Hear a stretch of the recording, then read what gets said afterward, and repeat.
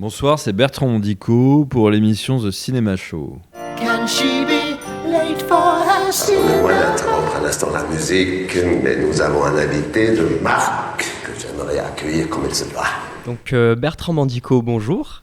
Vous présentez aujourd'hui à Montpellier votre nouveau long métrage Conan, ainsi que, à venir un peu plus tard, le cycle barbare, composé des moyens métrages Rainer, Chien des Enfers et Nous les barbares. Est-ce que vous êtes content d'être à Montpellier aujourd'hui pour présenter votre film ?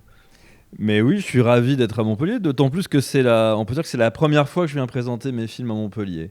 Donc ravi de cette première.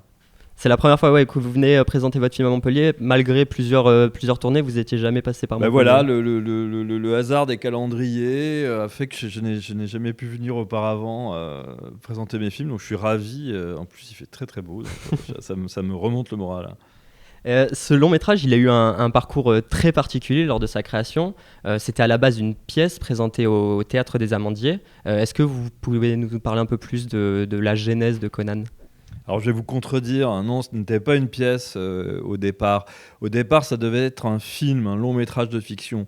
Et je tournais autour de l'idée de la barbarie. J'étais en train d'écrire quand Philippe Ken, qui est metteur en scène de théâtre et qui était le responsable du Théâtre des Amandiers, on ne se connaissait pas, m'a sollicité pour imaginer un spectacle hybride autour du cinéma et ma façon de faire des films. Et juste avant moi, il avait proposé à Godard de faire la même chose, à Chitapong Weerasethakul également. Donc il y avait ce désir de faire venir des cinéastes aux Amandiers, et on se connaissait pas bien. Alors moi, comme j'allais dire, j'ai comme une boutade et par défi, je lui ai dit, si je fais quelque chose au théâtre, ça sera pas noble, quoi. Ça sera un truc comme Conan la barbare. Et ça l'a amusé. Il a repris la chose, hein. Enfin, il a repris l'information, et il a annoncé aussi qu'il quittait le Théâtre des Amandiers en disant qu'il allait y avoir peut-être ce spectacle. On ne peut pas dire qu'il m'a mis au pied du mur, mais en tout cas, ça a lancé quelque chose. Et du coup, ça m'a permis d'accélérer le processus d'écriture du long métrage et d'imaginer un intendant Conan au théâtre, c'est-à-dire mettre en scène une metteuse en scène qui essaye de monter Conan au théâtre et qui se questionne, qui travaille avec les actrices, avec des bouts de film, etc. Donc ça, c'était... En gros, j'ai eu droit à une sorte de terrain de jeu et de répétition qui était la scène de théâtre. Alors, ça m'amusait beaucoup d'être aux Amandiers parce que c'était un théâtre où avait été Patrice Chéreau, que j'adore, et dont la reine Margot avait été tournée en partie aux Amandiers, donc dans un bain de sang et avec plein d'épées. Donc il y avait comme une continuité par rapport à ça. Et aux Amandiers, j'ai tourné un moyen métrage, donc Rainer, Vicious Dog in Skull Valley, qui est un des moyens métrages qui va être présenté autour de Conan. Et puis j'ai également fini par filmer ce que devait être le spectacle, parce que le spectacle n'a pas eu lieu pour cause de Covid. Mais ça fera l'objet d'un film qui arrivera sur les écrans dans quelques mois, je ne sais pas, il faut que je finisse de le monter. Et fort de cette expérience de recherche autour de Conan, je suis allé tourner le vrai long métrage, donc Conan, avec 2 N. Je l'ai tourné au Luxembourg, dans une ancienne usine de sidérurgie, voilà, donc la débarrasser d'une certaine théâtralité. Et à l'issue du tournage de Conan, j'ai tourné un autre film qui se déploie aussi en réalité virtuelle et en court-métrage qui s'appelle Nous les barbares, sur la damnation des actrices. Et vos prochains projets, ils tournent aussi autour du spectacle vivant. On a eu une évocation de l'adaptation de Petrouchka en pièce de théâtre. Quel rapport vous entretenez, vous, avec cette manière de concevoir du cinéma à partir du spectacle vivant ? Disons que je réponds favorablement aux invitations qu'on peut me faire. Petrouchka, c'était le festival d'Aix-en-Provence qui m'a proposé d'imaginer une adaptation de Petrouchka, mais en film. Donc c'était un film projeté à Aix-en-Provence avec l'Orchestre de Paris qui jouait en direct. Mais disons que le rapport au spectacle vivant est quelque chose qui m'intéresse beaucoup, puisqu'on peut dire que l'écran contamine les spectacles vivants. Il y a de plus en plus d'écrans et de projections dans les spectacles vivants.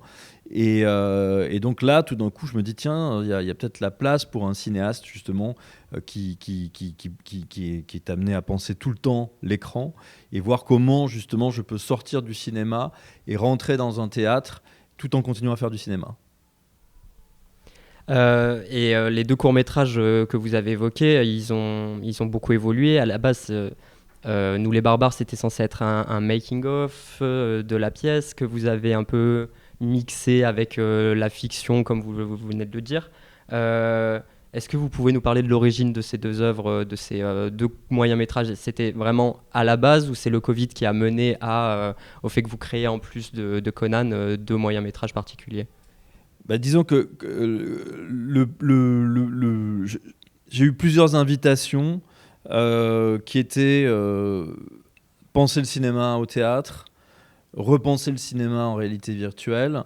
Et je trouvais que c'était intéressant de venir s'accrocher à un projet de cinéma, déjà pour pouvoir tirer parti des décors qui seraient construits, du travail avec les actrices. Et donc à partir de là, j'ai imaginé cet arc qui débute au théâtre avec un court-métrage tourné sur les planches et qui questionne la position du spectateur dans la salle, de la metteuse en scène qui se questionne sur le devenir du théâtre et d'un pacte démoniaque qu'elle va faire. Donc ça, c'est un film méta qui est une réflexion sur le théâtre et le devenir du théâtre. Et puis après, Nous les Barbares, qui est un film, comme je vous le disais, qui se déploie en réalité virtuelle, mais qui peut être vu comme un court-métrage traditionnel. C'était l'idée de questionner la place du cinéma dans un avenir crépusculaire, avec la VR qui est là comme un prédateur par rapport au cinéma, mais en même temps un devenir possible du cinéma. Moi, ce qui m'a intéressé, c'était de faire de la réalité virtuelle en 35 mm, ce qui n'avait jamais été fait, en faisant aussi un film en réalité virtuelle assez minimaliste d'un point de vue formel, c'est-à-dire que je ne déploie pas tous les effets possibles pour la réalité virtuelle, mais ce qui m'intéressait, c'était de travailler sur l'émotion et sur le jeu. Donc là, c'était 4 personnages de Conan qui jouent. En tout cas, c'est 4 actrices de Conan qui jouent des actrices qui ont joué des personnages de Conan. C'est vraiment une mise en abîme un peu comme ça, vertigineuse. Et j'ai voulu travailler sur la damnation des actrices, sur la condition des actrices. Qu'est-ce que c'est qu'être actrice? Parce que ça, c'est une question qui m'obsède, qui est centrale dans mon travail. C'est la place des actrices, le type de rôle qu'on peut leur proposer et aussi la difficulté pour une actrice d'exister, de continuer à exister. Pour revenir sur le long métrage Conan, j'ai cru comprendre que vous étiez inspiré autant des textes de Robert E. Howard que de la mythologie celte. C'est quoi le rapport du coup que vous avez entretenu avec le matériel d'origine? Alors, je voulais faire un film sur une barbare à travers les époques, sur toute une vie comme ça. Et qui dit barbare dit Conan. Donc par association d'idées, je me suis dit tiens, c'était la blague que j'ai faite à Philippe Ken. Je vais venir vraiment m'accrocher à une figure iconique liée à la barbarie, qui est Conan. Et il y a des choses que j'aime dans le film de milieu, c'est plein de choses que j'aime pas du tout, notamment Schwarzenegger. Et donc, je me suis dit, je vais me débarrasser de tout ce qui ne m'intéresse pas et garder des choses qui m'intéressent et partir aussi à la source. C'est à la fois les romans de Howard, que j'avais lus, certains, et surtout la légende qui est à l'origine de Conan, du Conan que Howard va déployer dans ses récits.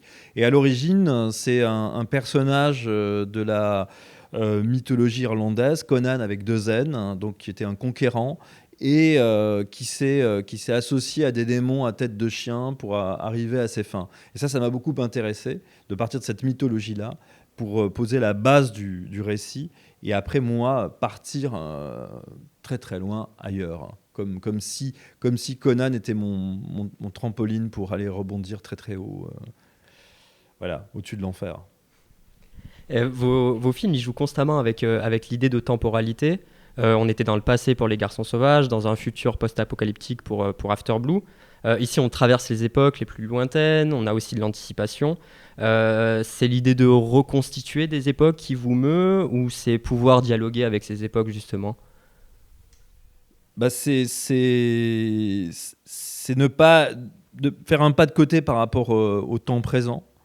Donc le fait d'être dans des époques est une façon de styliser aussi les univers dans lesquels je déploie mes récits, et aussi me débarrasser d'éléments qui peuvent encombrer la narration. C'est comme pour resserrer ma narration, être dans des choses plus primitives d'un point de vue narratif.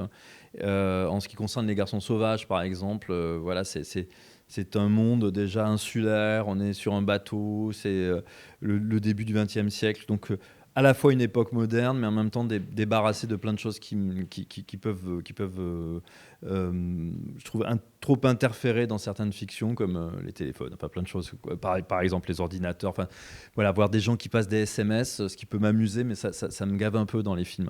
Et puis pour After Blue, j'ai fait le chemin inverse, c'est-à-dire je suis parti dans un futur, mais un futur où j'ai décidé que certaines choses allaient être prohibées, et donc j'ai fixé des règles comme ça qui me permet de déployer aussi un récit particulier, et débarrasser de certaines choses que je n'ai pas envie de montrer.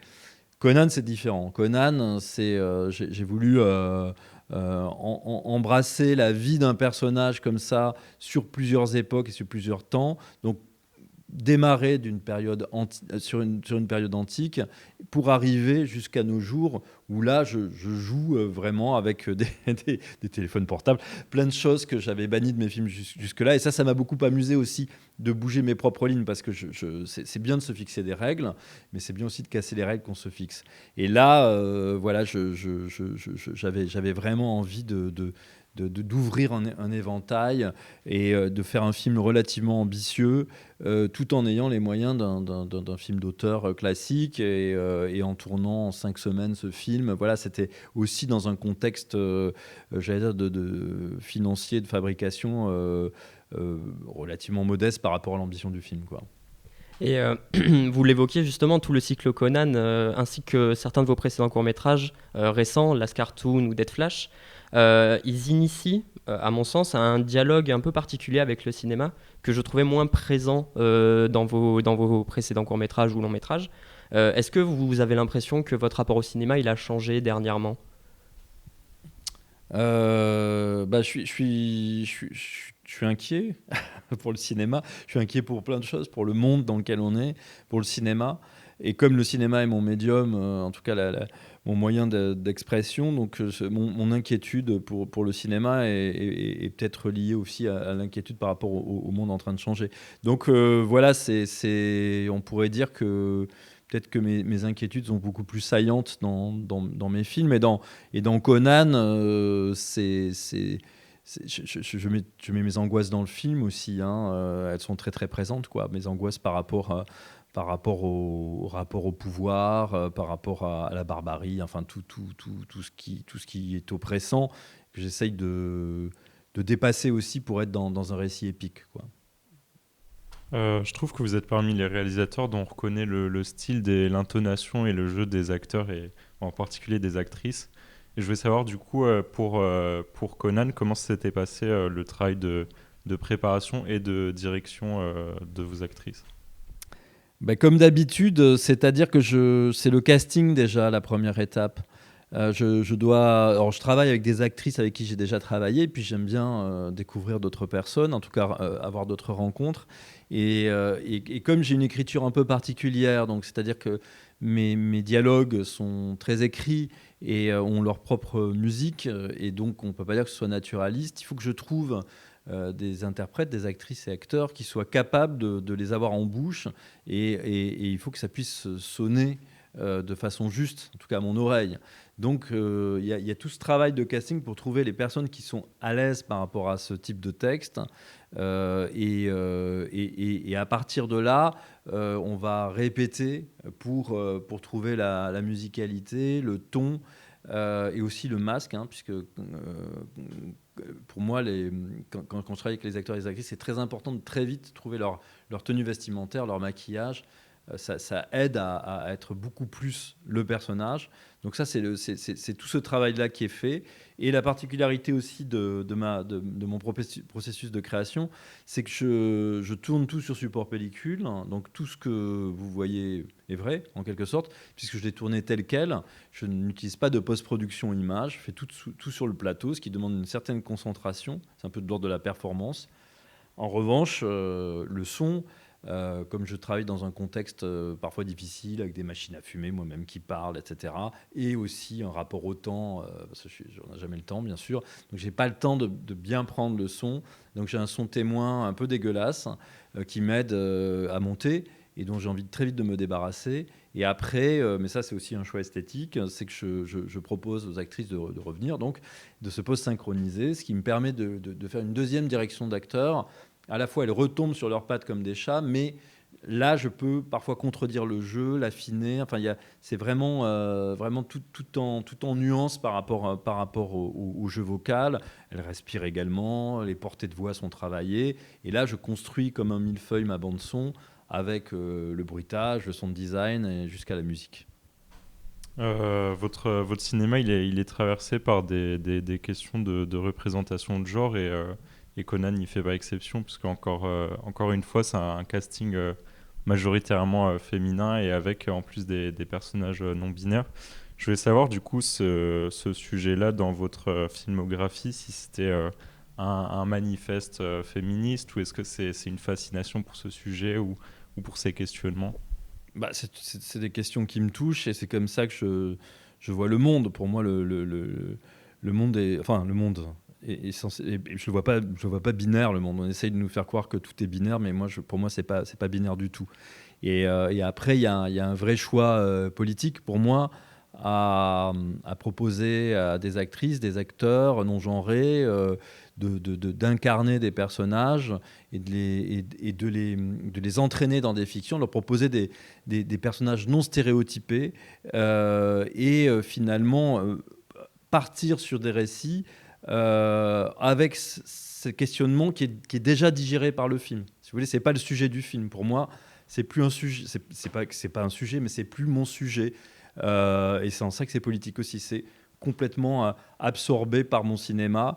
Et là, moi, ce qui m'intéresse avec Conan, c'est pouvoir pointer du doigt des choses qui vont pas et qui m'affolent, quoi.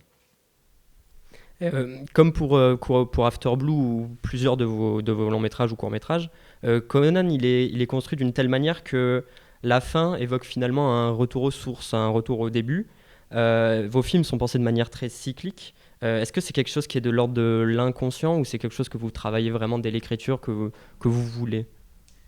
Oui, je suis peut-être obsédé par le cycle et l'éternel recommencement. Alors là, comme il était question de damnation et d'enfer, et que dans la Divine Comédie, les figures de damnation, c'est des cycles infernaux. Hein, c'est des gens qui sont enfermés dans leur propre enfer et leur propre péché. En ce qui concerne la Divine Comédie, là, c'était le parti pris de Conan, c'est ça. C'est ce personnage qui a une vie incroyable, va être condamné à perdre sa mémoire et à se remémorer tous ses méfaits.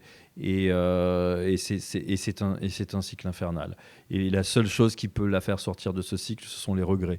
Finalement, pour les personnages crapuleuses, horribles, le regret, c'est déjà la première fenêtre qui s'ouvre, quoi. On se dit, il y a un peu d'espoir quand le personnage commence à regretter.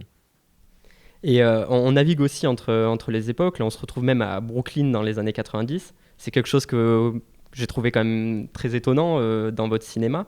Est-ce que vous pensez que ce genre de choix, c'est quelque chose qui vous permet de vous amuser plus sur le plateau, ou c'est un imaginaire très particulier que vous avez envie de convoquer à nouveau? Disons que je fais les films que j'ai envie de voir, hein, et j'essaye de me surprendre moi-même en me disant, si je me surprends moi-même, ça risque de surprendre le spectateur ou la spectatrice. Et effectivement, je me fais plaisir. Enfin, je vais pas aller... j'ai aucune raison d'aller dans des univers et et des imaginaires qui me déplaisent, quoi. Même si je peux travailler sur des sujets assez durs comme la barbarie. Donc là, oui, j'avais envie de dérouter le spectateur et de l'amener dans ce Brooklyn des années 90. Et c'était tout un jeu aussi de cinéma, de pouvoir se dire, parce qu'on a tout tourné dans cette unique usine de sidérurgie, donc qui contenait en germe tous ces décors dans lesquels on est venu rajouter des éléments pour évoquer ces époques. Donc c'était comment on va faire croire à ça, comment... Et donc c'est un casse-tête de mise en scène, mais c'était passionnant à faire. Et pour moi aussi, c'était jouer avec des films, enfin faire des clins d'œil à des films qui m'ont marqué, mais aussi déployer... dans mon style, des choses que je n'avais pas encore travaillées et qui peut-être annoncent les chemins que je vais prendre dans l'avenir, quoi.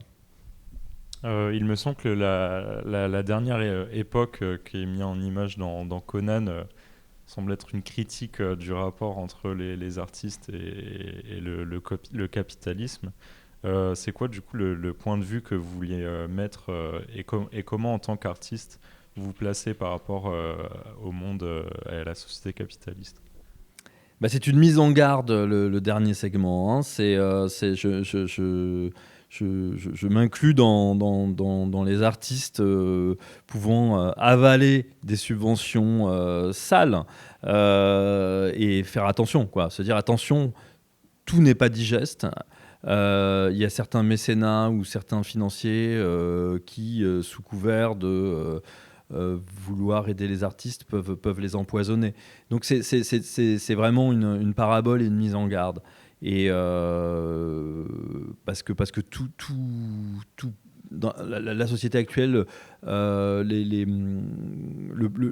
pouvoir en place aurait envie de se délester de la question culturelle. C'est-à-dire on va plus subventionner les artistes, il va y avoir des mécènes pour ça, il va y avoir des sociétés qui vont investir, mais c'est jamais gratuit, cette idée-là.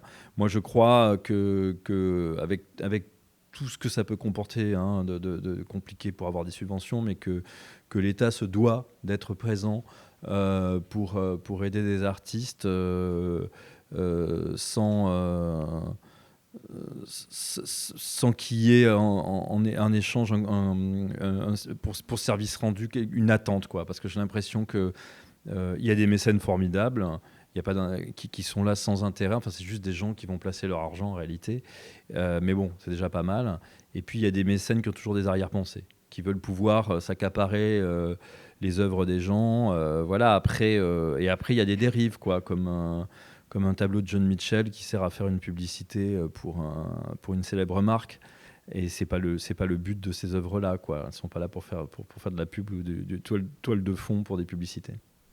Et Conan alterne entre le noir et blanc et la couleur, à première vue pour distinguer le présent et les flashbacks, mais il y a aussi certains plans qui surgissent en couleur. Je pense c'est une question plutôt esthétique, j'imagine.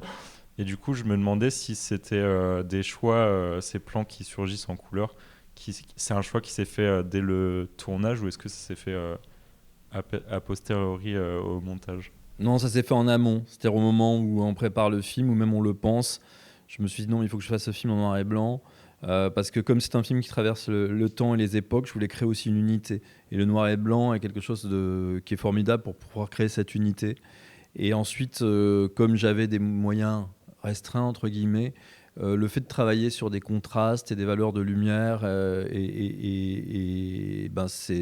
ça diminue, j'allais dire, le travail, quoi. On va se dire, on va oublier les tonalités sur le plateau, même si je demandais à ce qu'il y ait le moins de couleurs possible sur le plateau pour pouvoir nous aider à voir. Donc c'est vraiment à la fois économique et esthétique, et puis ça fait sens pour moi. La partie que j'ai voulu conserver en couleur, c'était la partie liée aux enfers. Alors très souvent, les enfers sont représentés avec des couleurs très tranchantes, des rouges très, très, très forts comme ça.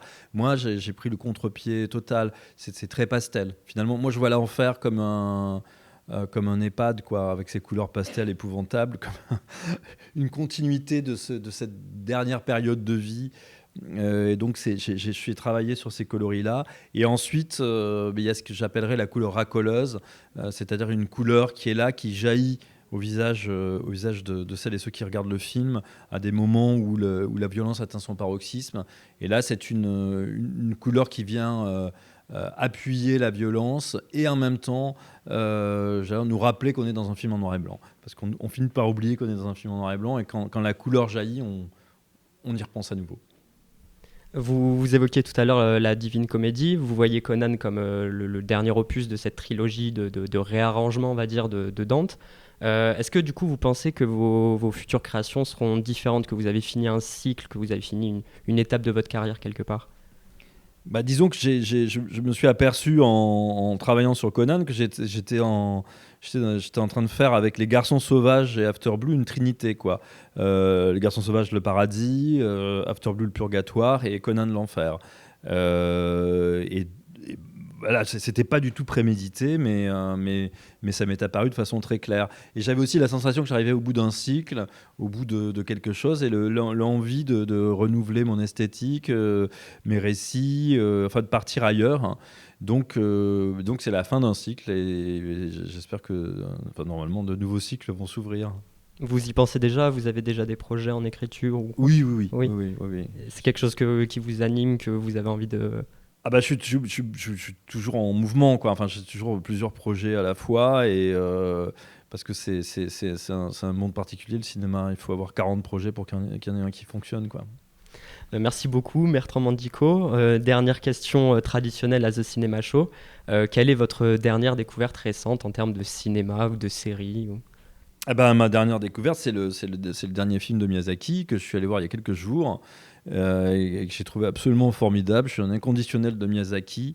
C'est un cinéaste très marquant et qui m'a pas mal influencé aussi. Et j'étais ravi de retrouver le Miyazaki onirique, quoi. Ce Miyazaki qui va créer un monde parallèle avec un bestiaire complètement délirant. Et ce monde parallèle est là pour essayer de faire tenir en équilibre notre monde qui va mal. Merci beaucoup, Bertrand Mandico. Avec plaisir. Can she be late for her cinema show? Cinema show.